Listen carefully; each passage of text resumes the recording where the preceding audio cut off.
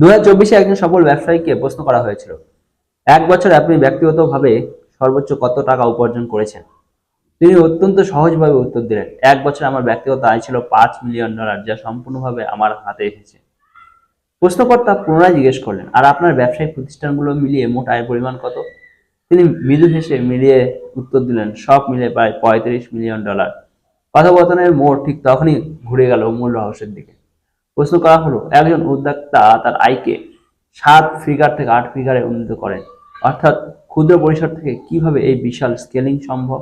তিনি জানালেন, মাত্র 2টি মৌলিক পরিবর্তন তার ব্যবসায়িক জগৎকে বদলে দিয়েছে।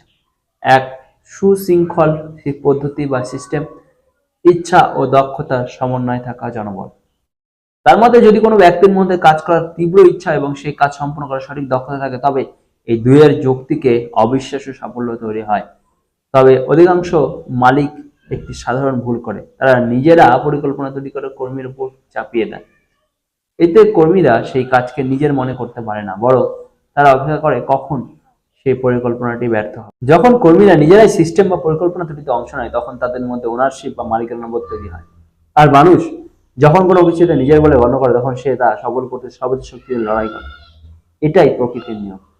টিম ম্যানেজমেন্টের মূল মন্ত্রগুলো সবসময় মাথায় রাখবেন। একজন দক্ষ লিডার হতে পারলে কর্মীদের 3টি জিনিস নিশ্চিত করতে হয়: কাজের স্বাধীনতা, তাদের উপর সর্বক্ষণিক নজরদারি না করা, সিদ্ধান্ত গ্রহণের সুযোগ, তাদের মেধার উপর আস্থা রাখা, ফলাফলের উপর অংশীদারিত্ব, সাফল্যের ভাগ তাদেরও দেওয়া। একজন যোগ্য লিডার তার টিম মেম্বারদের পরিচালনা করেন এক অনন্য দর্শন থেকে।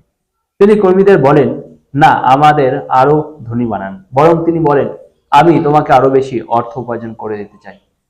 যদি কখনো কাউকে তিরস্কার করতে হয়, তবে তা হওয়া উচিত এমন, তোমার পারফরমেন্স আরো ভালো হওয়া উচিত ছিল, যেন আমি তোমাকে আরো বড় অঙ্কের বোনাস দিতে পারি। এই মানসিকতাই একজন সাধারণ কর্মীকে ভিতরে ভিতরে একজন উদ্যোক্তাতেই পরিণত করে। ইউদ্ধের জন্য আমার বার্তা হলো, সাফল্যের প্রতিটি ধাপে নতুন নতুন প্রতিবন্ধকতা আসবে। প্রতিটি সফল রাজা বা বিজয়ী মানুষের যুদ্ধের শৈলীর ক্ষত বা দাগ থাকে। তাই প্রতিদিন ঘুম থেকে উঠে নতুন উদ্যমে লড়াই শুরু করো। যতবার আঘাত পাবে ততবার ঘুরে দাঁড়াও। Always remember, anyone who stop learning is old, whether at 20 or 80. Anyone who keeps learning stays young. Never stop learning because life never stops teaching.